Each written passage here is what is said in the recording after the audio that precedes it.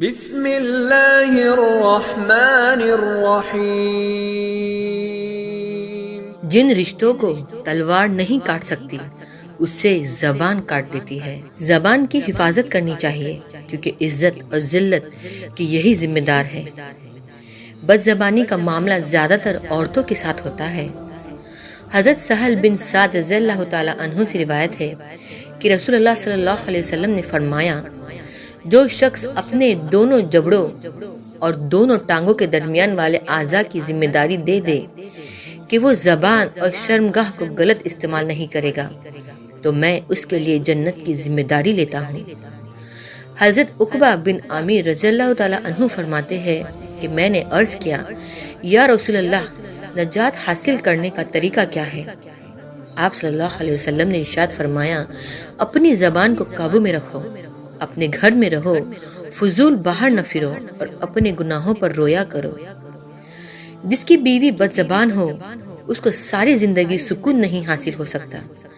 عورتوں کو کہا گیا ہے کہ وہ اپنی زبان کے اندر نرمی اور مٹھاس پیدا کریں اور اچھے انداز سے بات کیا کریں۔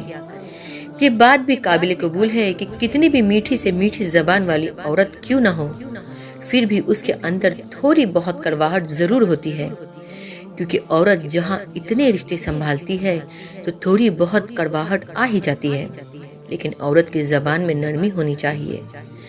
یہ بھی ایک سچائی ہے کہ عورت کی زبان وہ تلوار ہے جو کبھی جنگ آلود نہیں ہوتی، یعنی زبان کی دھار کبھی کم نہیں ہوتی۔ بعض عورتیں تو اتنی بد زبان ہوتی ہے کہ اگر وہ عورتیں نہ ہوتی تو ناقابل برداشت ہوتی۔ کئی عورتیں اپنی بد زبانی اور بدگمانی کی وجہ سے گھر برباد کر لیتی ہے۔ آپ کو ایک کڑوی سچائی بتا دو، شریعت نے کہا کہ اپنے شوہر سے نرم انداز میں بات کیا کرے، اور کسی غیر مرد سے بات کرنے کی نوبت آ جائے تو سختی سے بات کیا کرے۔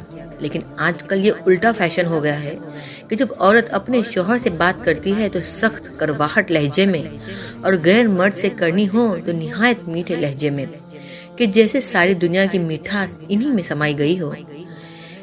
کسی کا مشہور قول ہے کہ اگر عورت سارے دن میں ایک بار اپنے شوہر سے نرمی سے بات کرے، جس نرمی سے وہ پڑوسی والے مرد سے بات کرتی ہے، تو اس کا گھر آباد رہے۔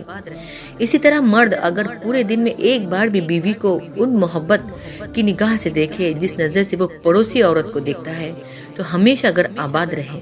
پہلے کی عورتوں کا دیندار ہونے کی وجہ آپ کو بتا دوں کہ پہلے کے زمانے کے بزرگوں کا یہ معمول تھا کہ وہ اپنی بیٹیوں کو نکاح سے پہلے سورہ نساء اور سورہ نور کا ترجمہ پڑھا دیا کرتے تھے، کیونکہ اللہ تعالیٰ نے سورہ نساء اور سورہ نور میں مرد اور عورت کی زندگی کے احکام بتلائے ہیں، یعنی کیسی زندگی گزاری جائے یہ بتلایا ہے۔